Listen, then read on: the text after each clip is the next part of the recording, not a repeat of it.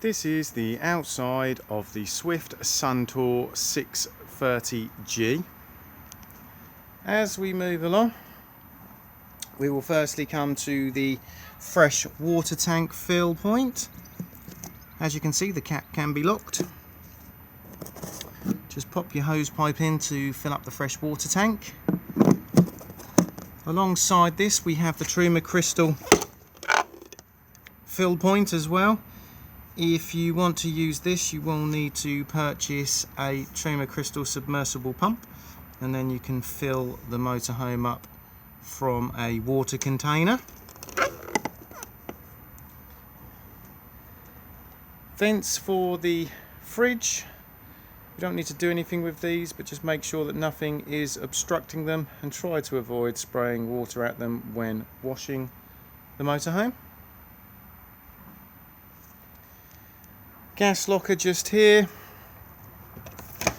So in the gas locker we have room for 2 gas bottles. The regulator just sits here, and then the hose comes off the regulator and then screws into the propane bottle and is tightened with a gas spanner. Bottle on and off on the top here. Do make sure that the bottle is isolated for travel.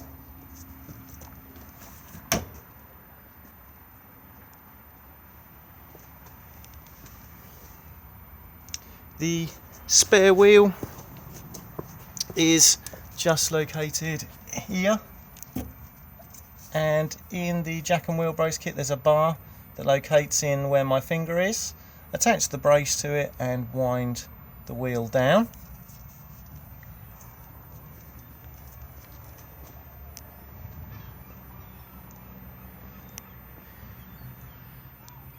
Reverse camera just up here. And then we have the tow bar just here.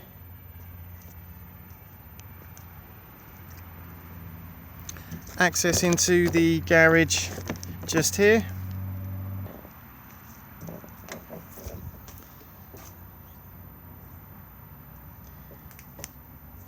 Jack and wheel brace and the tool roll just here.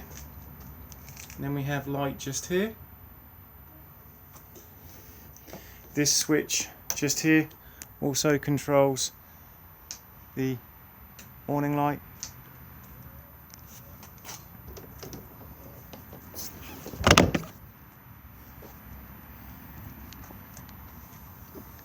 Grey water drain just here, so anything that goes down your plug holes goes into the holding tank and then is drained off at this point here. Closed when like this, open when like this.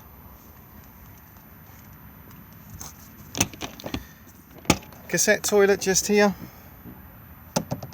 So to remove the cassette, just lift up and pull towards you.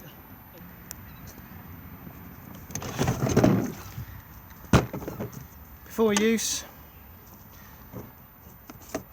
remove the cap and add your toilet chemical with a small amount of water.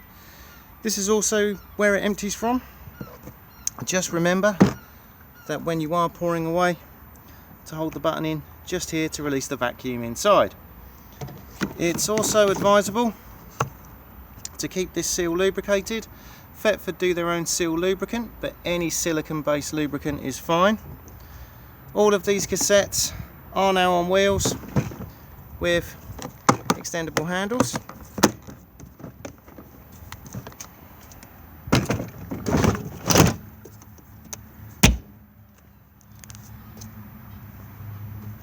Next we have an external TV or satellite point, and beside that the flue for the boiler.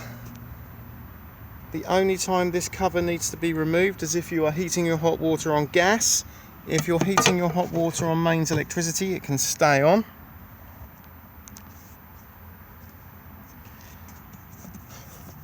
External barbecue point just here. And then mains hook up just here.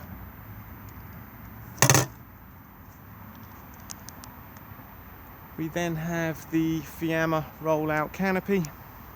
To roll the canopy out, take the canopy winding handle, and then just hook it in and then begin to wind the awning out. As you can now see, I've wound the canopy out a short distance. It's always best to do this first and then drop the legs to support it. That way you are not putting too much stress on the side of the motorhome or too much stress on the awning itself. So if we now just grab the legs and unclip them, and then just bring the leg like so, and then just undo, drop the leg to the ground, and then get it at the height we require, and then just lock it into place.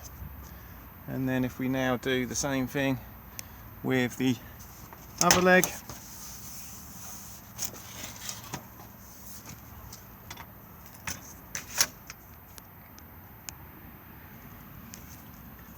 and now we're supported, we can continue to wind the awning out, walking the legs out as we go.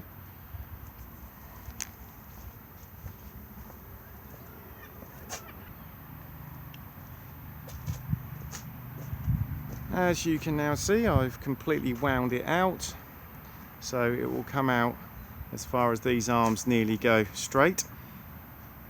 This particular awning does come with what is known as a rafter pole, which looks like this. It's telescopic. It will just give the canopy a little bit more strength, and it just clips in just up here and then here.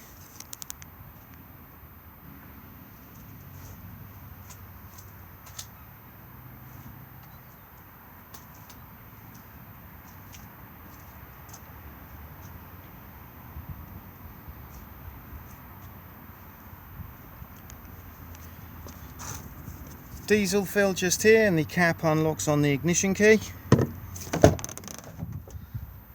Tyre pressures just on the door pillar just here. And then we have the vehicle battery underneath the floor of the cab just here. And bonnet release just here.